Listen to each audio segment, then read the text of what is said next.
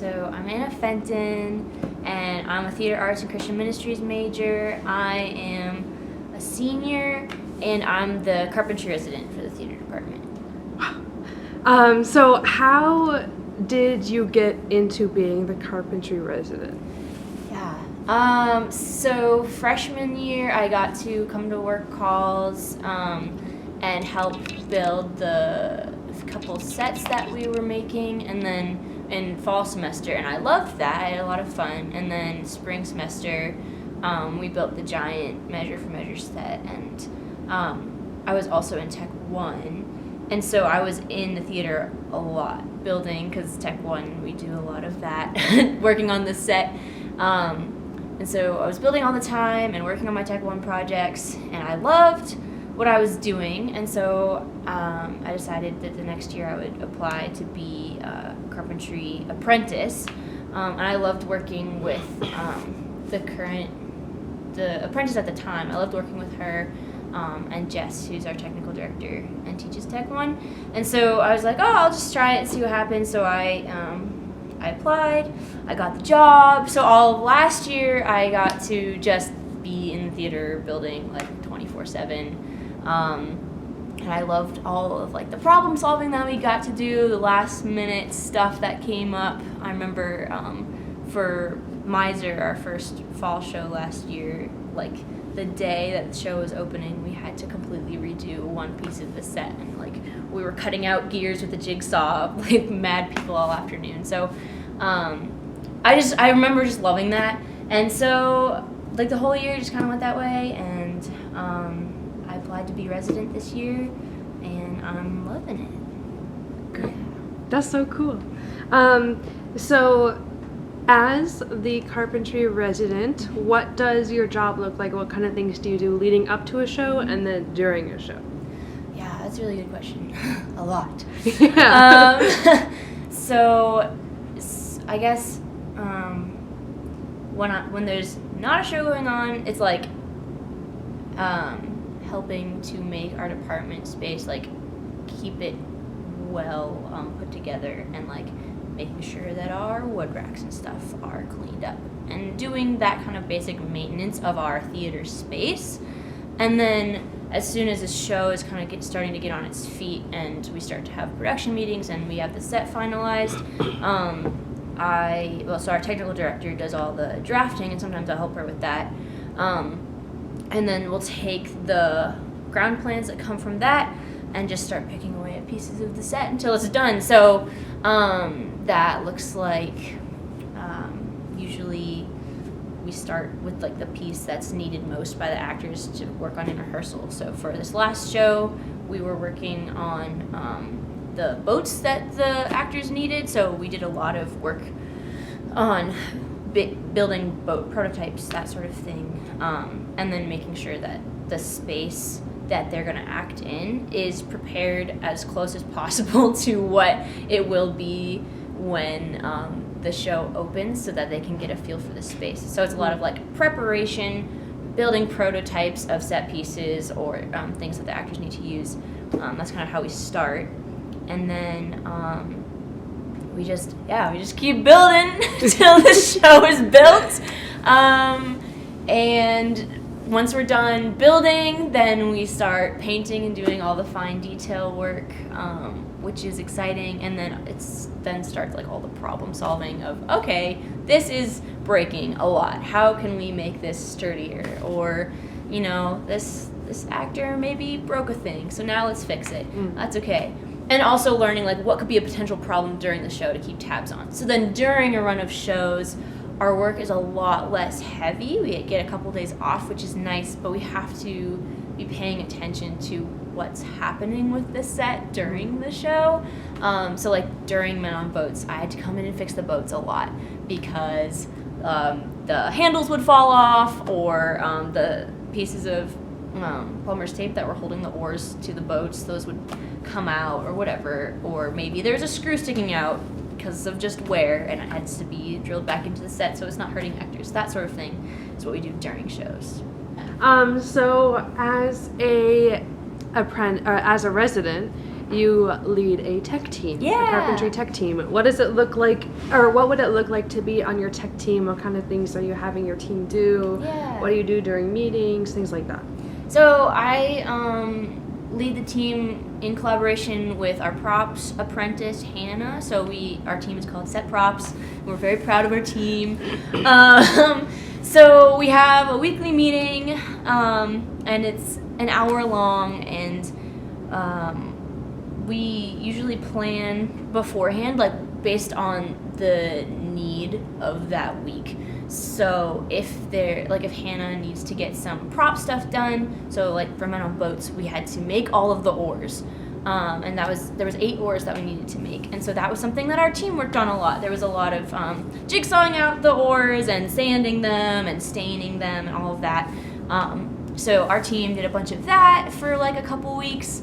They also sometimes come in and just do like the extra painting that needs to be done when we're a lot closer to opening and we're kind of in the crunch time. Just like, okay, everybody needs to be painting. So everybody within the week and a half leading up to opening for Men on Boats, everyone's just in the theater like painting like madmen. And then sometimes we split up. Sometimes a couple people will go with Hannah to the prop shed and work on a props project, and then some people will stay in the shop with me and we'll work on a project in here. So usually that's something like we need to build this thing to make our shop better, or we need to reorganize this wood rack because it's falling apart and nobody can get the wood that they need out of it. So kind of like upkeep, sort of taking care of things in the shop when we're not working directly on the show. So we learn carpentry, we learn some prop stuff, we learn how to upkeep our space that we've been given well, how to steward it well. Yeah, that's kind of what we do on our team. We have a lot of fun doing it. Yeah, that sounds fun. I want to be on your team. You should be on my team. I wish I could. You can visit. Can I actually? You should. Yeah. I should. I love building. You should come visit. Okay, I might. I'm actually might. Okay, so I guess I'm curious also. So we have the shop in here, and the theater is right across the hall. Yeah. But like, do you tend to build like? How do things go from in the shop to the theater, or do you build in the theater, or like, is there a mixture of the two? I guess it also depends on the set that you're working on. Yeah, it does depend on the set. Usually we start in the shop. Like kind of all the thought processes happen in here because obviously this is where we can cut things to size and we have all of our tools. I like to build in the theater, especially when the shop is the way it is right now, where there's like no space to move. So as soon as we can get into the theater, that's better because there's more space in there, and then we don't have to worry about transporting the large piece of set into the theater. But yeah, it's really kind of just the preference of the day, honestly. It's like, well, we're building a platform. We'll start it in here and finish it in the theater, so long as it fits through the doors. That's the difficult thing. Yeah, that's pretty important. Yeah. Yeah. You have to kind of plan ahead. So when you're dealing with like big set pieces, you have to plan ahead. How are you going to get it into the theater? Yeah. Yeah. It's certainly a lot of planning. It is a lot of planning. Yeah. Logistics and stuff. Yeah.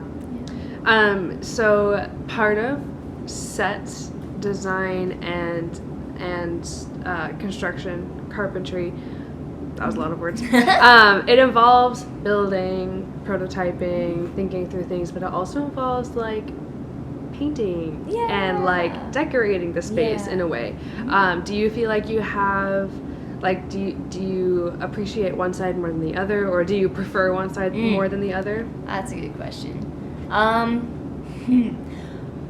My general rule of thumb is I hate painting. Usually, just because it's when you're painting a set, it's usually a whole lot of one type of paint technique in one area, so it gets really tedious. Yeah. And when it comes to painting, I like overthink it and tend to be a perfectionist because I want it to look right, which is good, but also it takes a long time if you really care about it.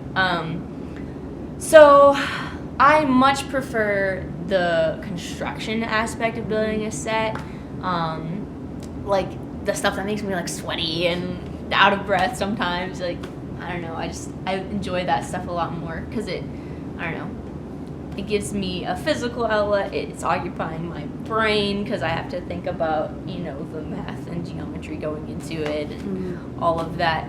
So I prefer the construction. I will do the painting, and I'm learning how to do different techniques, which is cool. It's a really valuable skill and will help me in my future for sure. But I don't enjoy it very much. If it's like a little project, I'll be like, yeah, I can paint this little step to look like cement. That's fine. Yeah. That's not too bad. But when it's like a whole wall, that's not good. It makes me sad. Oh no. Yeah. We don't want Anna to be sad. No, but it's okay, cause when it's done, it's worth it. Sure. Just in the moment, it's not. Yeah. That makes sense. Yeah. I definitely get that. Last question for you. Yeah. If you had to pick one tool in the shop to get through the apocalypse, which tool would you pick? I would pick the Sawzall. I'm obsessed with the Sawzall because it does what it says it does. It literally saws all. Like, you can saw through wood, you can saw through metal, you can saw through screws. It just does everything. PVC, it just does all of the things. And I think it would be a brilliant weapon because it's like, it looks intimidating because it's like this big and it's got this blade sticking off the end. And you can just like, with your Sawzall. Although I would have a battery-powered one and not a corded one. Not a corded one because then I would just be stuck to the shop. But it'd be like a nice battery-powered one. Yeah, of course. Long-lasting. Like DeWalt or like DeWalt, DOV. No, it would be DeWalt. Hi, Leah. Hey, how are you? Good. We're doing an interview. Oh, Do you have any words of wisdom for people who might want to join the theater department? as students or as? As students. Oh. You gotta have a great sense of humor.